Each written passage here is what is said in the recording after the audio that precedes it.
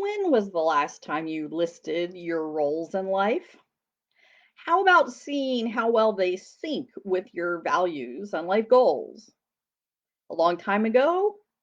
Never? Well, if you wonder what I'm talking about and why I'm talking about it, stay with me for just a moment and you'll discover how understanding how your life roles and responsibilities change during a life transition can make things easier. Now, I know it sounds a little bit obscure, but that's exactly why I'm talking about it because we often don't think about it until all of a sudden we're in overwhelm because of a life transition. So, hopefully, just a little bit of highlighting will help you during a life transition, whether that is happening now or I wouldn't say whether it's going to come because you will have life transitions. That's just the way life is. So let's talk about the ones we're pretty familiar with. We're pretty familiar with the fact that we have a role as a family member. Family member, you are a family you are born into, married into, adopted into, and you are a child, regardless of your age. I'm a child, adult child, but a child nonetheless. I'm a sibling. You may or may not be a sibling. Um, I am not a parent or a spouse. However, you may be a parent and or a spouse. A cousin. I am fortunate to be an aunt. You might be an uncle, grandmother, grandfather. Again, I'm not going to be those. You may be those. So everybody has different life roles, and there's not as much you can really do about the ones that you're the family ones. You can't pick your family, but you can pick your friends. But I'm not going to talk about friends yet. I'm going to talk about our professional roles. Now, that can be something you were hired into as an employee or as an independent contractor, or you might be a business owner or a partner of some kind. And within those particular domains, you might be a boss, manager, team leader, worker bee, colleague. You might even have multiple roles. Even if you don't want multiple roles, you may have them. Other roles that you may have in your life, whether initiated by you or initiated by others, friend, acquaintance. You may be a volunteer, and as a volunteer, you might be the coordinator of something, a team member, a lead, or just ye old volunteer who does whatever needs to be done or whatever you're told to do. So, how you see yourself can also be a role in your life, something initiated by you or continued by you. So in this case, I'm talking about things like a learner. For example, I see myself as a learner. I love to learn. I love to discover new things. It's a really important part of who I see myself as, an important part of my identity and one of my roles. You may be a provider or you may be a co-provider depending on your living situation. Peacemaker, author, speaker, athlete, caretaker, or maybe the opposite of peacemaker, which would be a disruptor of some kind. And there are plenty more. I'm just touching on some very top ones just to give you an idea because there may be something in there that you haven't thought of before. Now, some of these roles they evolve naturally. So a daughter may become a spouse or a parent. A daughter may also become the parent of their parents as their parents age, which is very, very different role from being the parent of children that you either give birth to or have adopted or have married into. A sibling may become an aunt. I already said that I am blessed to be an aunt. A friend may become a spouse. A worker bee may be promoted to some kind of a team leader or team manager or something like that. And again, those are just a few, as you can probably think. There are many things that do adjust along the way. Again, whether or not you intend them to or whether it's an unattended thing. But these roles do shift during life transitions. That's just a fact. The issue is that we often don't think about them. And so all of a sudden we're in the middle of something and we're going, oh my goodness, I'm so overwhelmed. And we can't really identify why because we have so much going on. So I'm going to give you a couple of examples of how your life roles may change. The first one I'm going to take is major surgery or cancer or things like that, which is going to require, some type of treatment or obviously surgery. There may be follow up, physical therapy, radiation, etc. And if someone's an independent adult and they're used to doing things either themselves or, with other adults or whatever, this is going to be very difficult for them because their role is going to shift. And whether that shift is short term or long term, obviously depends on what the diagnosis may be. But for a certain period of time, they will need to be taken care of to some kind of extent. So things like transportation to appointments, meals, helping with activities of daily living, potentially, showers, getting in and out of bed, all that kind of stuff. Again, depends on the circumstances. And obviously, whether you are the one having the surgery or been diagnosed with cancer or someone else's, that will mean you are either the helper or the helpee.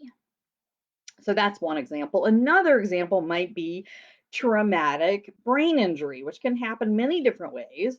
Not going to go into all that. But there may be transitions involved with that. There will be some. The two I'm going to highlight is that it is possible that before the traumatic brain injury, that you are the boss of, in your professional life. And afterwards, you actually have to retire, which means now there isn't a professional role like there used to be. Um, Another piece, which I mentioned briefly before, could be that instead of being the parent of a grown child, you may have your adult child ending up taking care of you, taking on that caretaker. Or it could be that you have a grown child and they have a traumatic brain injury and you have to help them out. So, again, lots of different ways this can be looked at. But again, just wanted to bring it up a little bit. Now that you're a little bit aware of it, let's talk a tiny bit about, actually, maybe more importantly, about what happens when you get overwhelmed by these life roles. And that's honestly, it's whether or not you're going through a life transition. So these aren't specific to life transitions, although that's how I like to think of them. So anyway, the first part is to list your roles and the corresponding responsibilities. Now, I don't mean necessarily you have to do it on a piece of paper. You can do it in digital format. You can make a mind map. You can do whatever. But it is very handy to have it in some form that you can easily access. And the reason why is that when you get overwhelmed, you will be hopefully looking for or considering getting some help in one or more of these areas. And so you can take that list with the roles and responsibilities, then you can list any specific skills needed for some of those roles and or just the responsibilities.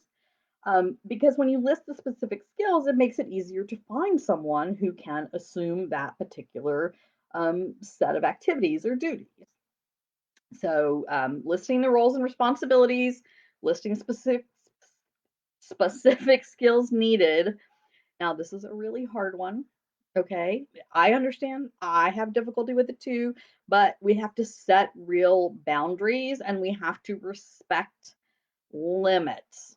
Okay, so let me give you an example. I know someone who was in a specific ministry in her church. It wasn't necessarily even one that she felt terribly comfortable doing, but there was a need for volunteers and she volunteered. So back during in June, she shared that she, really wanted to give that role up, and that technically a new team, because she was part of a team, technically a new team would be trained in August, and then mid to late August she could relinquish that role because there would be new team members in place. Well, as you can imagine, since in June and July we were in the middle of the pandemic that we are still in, um, there they weren't sure what they were going to do about training because the training is usually done live. And so she was in this, area of unknown in terms of whether or not she was going to be able to pass along her role. And I said, you may want to consider going to the person that is in charge of that particular ministry and say that, you appreciate that there's a need and that, we have some difficult and unknown times, but you really do have to relinquish that role at the end of August. And, you apologize that that may cause a little bit of chaos, but, because of you and your needs, you have to pass it along. So that would be setting a boundary, giving a specific date, and then respecting that limit that you've told, because more than likely the person in charge will come back and try to get you to, to stay on.